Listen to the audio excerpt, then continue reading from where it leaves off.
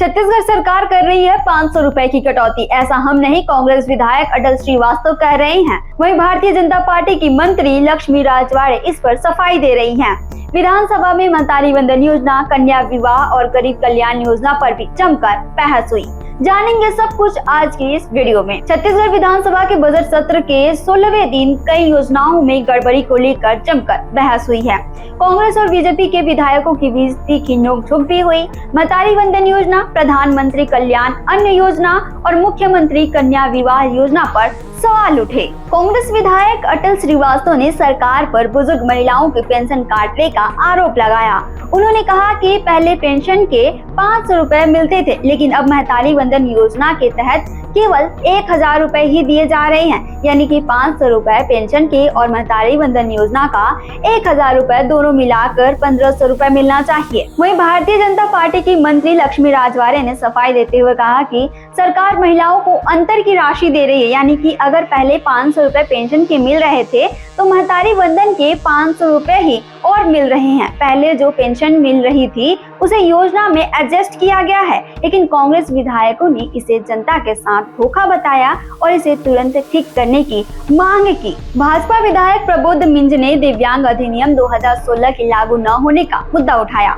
उन्होंने कहा कि 7 साल हो गए हैं, लेकिन अभी तक दिव्यांगों के लिए पद चिन्ह नहीं दिए गए हैं। वहीं मंत्री लक्ष्मी राजवाड़े ने जवाब में कहा कि 24 विभागों से रिपोर्ट मिल चुकी है, लेकिन 26 विभागों की रिपोर्ट अभी बाकी है। जैसे ही रिपोर्ट आएगी, अधिनियम लागू किया जाएगा। विधानसभा अध्यक्ष डॉक्टर रमन सिंह ने निर्देश दिए हैं कि विभाग दिव्यांग जनों के लिए संवेदनशील हो और प्रक्रिया समय पर पूरा किया जाए। नेता प्रतिपक्ष डॉक्टर चरणदास महंत ने सरकार पर हमला बोलते हुए कहा कि सरकार दिव्यांग जनों के साथ धोखा कर रही है और यह व्यवहार अमाननीय है। विधानसभा अध्यक्ष डॉक्टर रमन सिंह ने मुख्य सचिव को निर्देश दिए हैं कि 6 महीने के भीतर पदों का चिन्हांकित किया जाए। प्रधानमंत्री गरीब कल्याण योजना पर बीजेपी विधायक भावना बोहरा ने सवाल उठाया। उन्होंने कहा कि कई लोगों को प्रधानमंत्री गरीब अन्न योजना का फायदा नहीं मिल रहा है और 5 किलो चावल पाने से वंचित हो रहे हैं।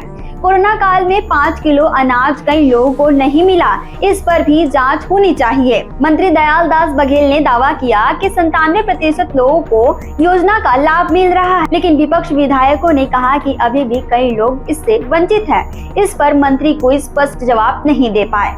कांग्रेस विधायक संदीप साहू और कुंवर सिंह निषाद ने मुख्यमंत्री कन्या विवाह योजना में गड़बड़ी का आरोप लगाते हुए बताया कि बालोद जिले में 16 शादियों पर 33 लाख रुपए खर्च किए गए, जबकि सरकार ने प्रति जोड़ा 50,000 रुपए का बजट तय किया था, यानी केवल 8 लाख रुपए लगने चाहिए थे, लेकिन 25 लाख रुपए ज्यादा खर्च किए गए।